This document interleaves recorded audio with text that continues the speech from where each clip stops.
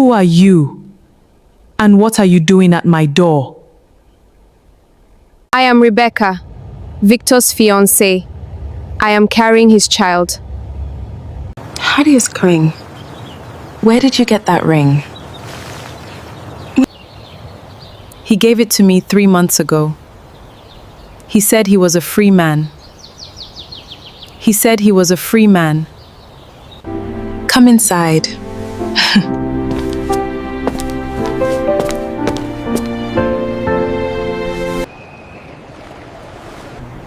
I did not come to fight.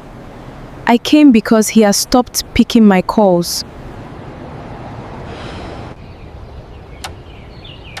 Come inside, Rebecca. There are things you need to see.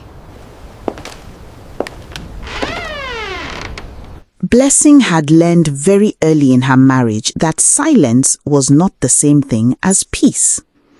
There were different kinds of silence. There was the silence of a man who had nothing to say.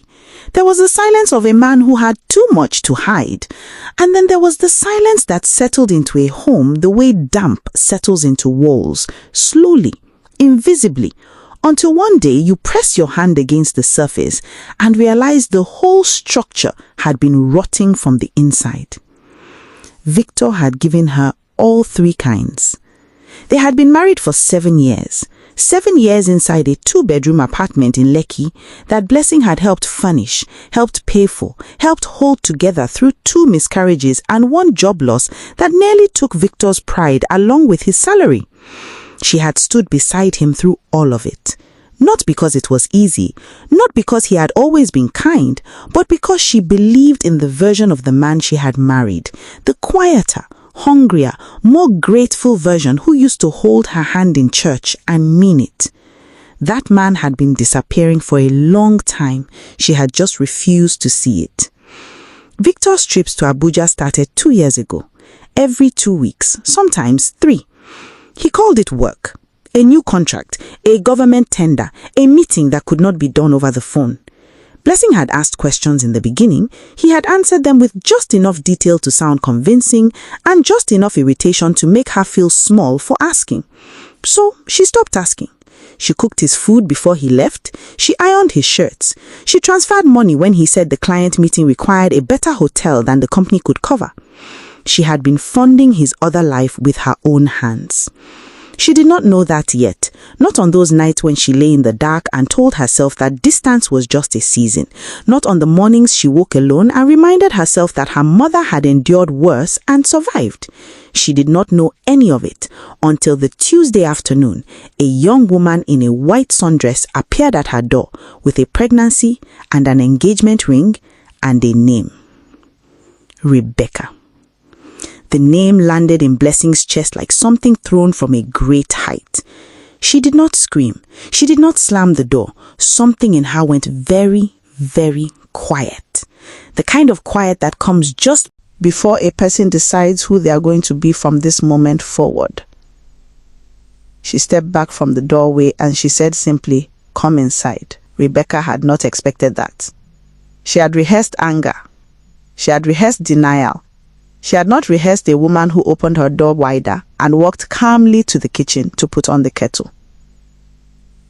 Rebecca stepped inside slowly, eyes moving across the apartment. The framed wedding photo on the wall, the pair of men's shoes by the door, the half-drunk bottle of Victor's preferred malt on the counter. Each detail landing on her like a small blow. Blessing sat 2 cups on the table and sat down. She did not perform her pain. She did not need Rebecca to feel guilty. What she needed sitting across from this young woman who had also been lied to was the full picture. So she asked her questions, the way a woman asks questions when she has already decided that the truth, no matter how ugly, is better than the comfortable version of a lie she has been living. Rebecca told her everything. They had met 18 months ago at a conference in Abuja. Victor had told her he was single. He had pursued her with the kind of attention that felt like being chosen. Dinners, gifts, long phone calls that went past midnight. He had proposed at a restaurant in Maitama in front of her friends, with a ring that Blessing now recognized as one Victor had told her was stolen from his car 2 years ago, Rebecca was 5 months pregnant. She had stopped working at Victor's encouragement. He had been sending her money every month, a figure that made Blessing's stomach drop when she heard it, because she recognized the exact amount as the difference between what Victor earned and whatever reached their joint account. Blessing sat with all of it. Then she stood up, went to the bedroom, and returned with a folder. Inside were 7 years of documents. Their marriage certificates, joint account statements, a receipt for the ring purchased by Blessing herself as an anniversary gift 3 years into their marriage, because Victor had told her he wanted to replace the simple band he had proposed with when they had nothing. Property documents, her name on half of everything they had built. She laid them out one by one in front of Rebecca and said nothing.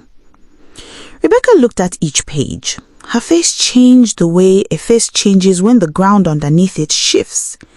The pregnancy, the proposal, the promises, all of it reordering itself inside her mind into something completely different from what she had believed it to be. She left Blessing's apartment 2 hours later, knowing the complete truth. Victor did not know any of this had happened. He was in Abuja when Rebecca called him. He heard her voice and thought she was calling about the baby. Instead, she told him that she had sat in his wife's kitchen and drunk tea from his wife's cups and read documents he had never wanted either of them to see. She told him she was going home to her family. She told him she would be raising her child without him. And then she told him something that stopped his breath. That Blessing had photographed every document and sent them to Rebecca's phone so that she would never be confused about the truth again. Victor drove back to Lagos that same night. He had spent the 4-hour journey constructing his explanation. By the time he reached Lekki, he had assembled something that sounded to him almost reasonable. The marriage had been failing for years. Rebecca was a mistake that got complicated. He had been trying to find the right time to fix everything. He had the words ready. What he did not have ready was what he found when he opened the door. The apartment was not empty. Blessing was there. She was sitting at the dining table with a cup of tea, dressed calmly, her face composed in a way that unsettled him more than any expression of fury would have. He started talking. She let him. He spoke for nearly 20 minutes. He explained. He apologized. He used words like pressure and confusion, and she deserved better. He reached for her hand twice. She moved it both times without drama. When he finished, she looked at him for a long moment, and then she asked him one question. She asked him how long he had believed she was too tired to notice. He did not have an answer for that. She nodded once, as if his silence confirmed something she had long suspected. Then she told him what she had done while he was driving back from Abuja. She had spoken to a lawyer. She had separated her finances. She had transferred her share of their joint savings into a private account she had opened that morning. She had called their landlord, whose number was in her phone because she was the one who had always handled the rent, and informed him that the lease renewal would not be happening. She had sent Victor's family a single message informing them that the marriage was over and that she wished them well and would not be taking any calls. She had also quietly and without telling anyone accepted a job offer she had put on hold 8 months ago, a senior position in Port Harcourt that she had turned down because Victor had said it was too far and the timing was wrong. She told him all of this, not to wound him. She told him because she believed he deserved to understand fully what 7 years of her silence had been quietly building toward. Victor sat down heavily in the chair across from her. The explanation he had rehearsed was useless now. The apology felt hollow even to him.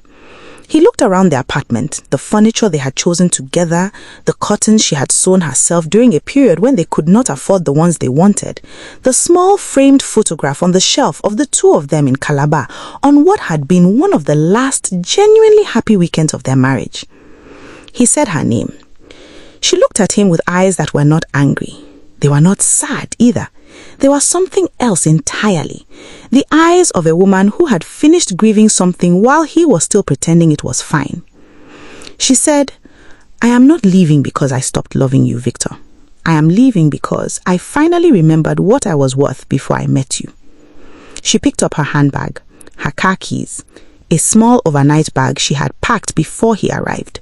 She walked to the door. She opened it. She did not look back.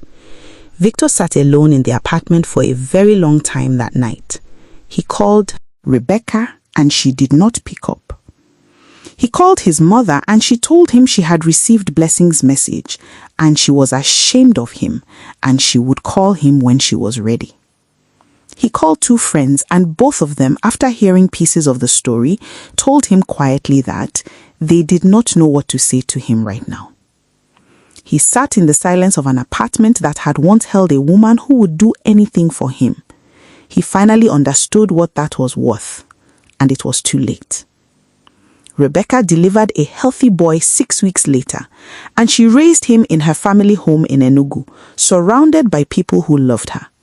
She never returned Victor's calls. She never asked him for anything.